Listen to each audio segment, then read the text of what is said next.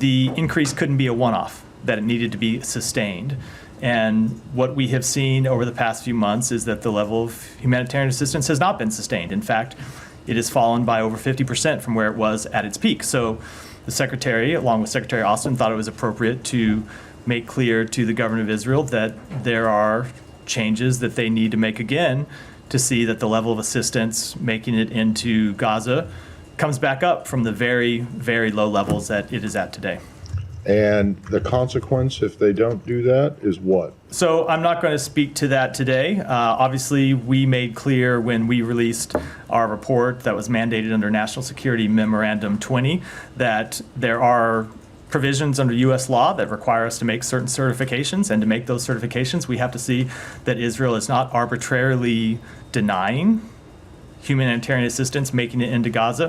When the Secretary made his conclusions under that report in April, he did so based on the changes that we had seen them put into place and the increased levels of humanitarian assistance.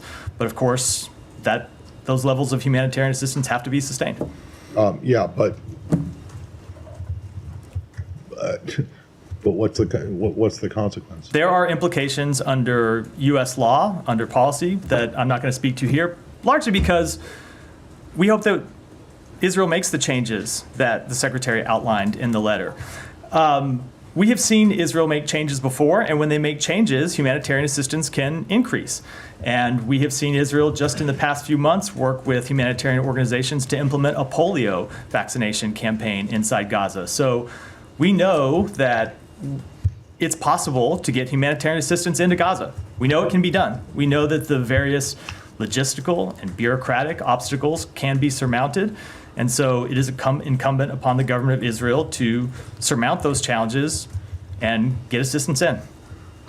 I mean, you say that there are implications to it. I mean, obviously, under U.S. law, that's assistance.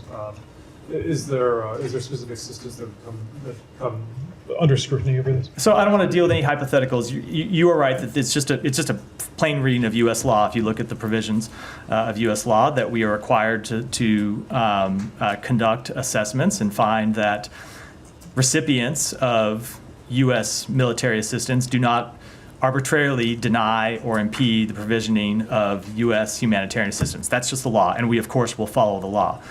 But our hope is that Israel will make the changes that we have outlined and that we have recommended, and that the result of those changes will be a dramatic increase in humanitarian assistance. Ultimately, we are focused on the bottom line here. It's just it.